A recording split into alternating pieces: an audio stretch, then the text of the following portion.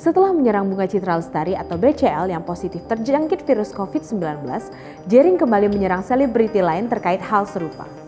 Drummer Superman is Dead (SID) tersebut menyerang sosok YouTuber gaming Sarah Filloy.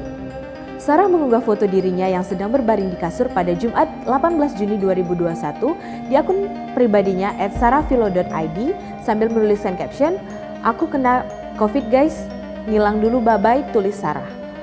Unggahan dari YouTuber yang terkenal dengan tampilan seksinya tersebut lantas menuai beragam respon dari warganet, salah satunya adalah Jering. Melalui kolom komentar, Jering kemudian mempertanyakan alasan Sarah mengapa mengumumkan kabar mengenai dirinya yang dinyatakan positif COVID-19. Tak cukup di situ, Jering lantas mengunggah foto tangkapan layar yang menampilkan komentarnya di kolom komentar unggahan Sarah tersebut di Instagram Stories-nya. Seolah tak ingin memperkeruh keadaan, Sarah merespon unggahan Jering tersebut dengan santai.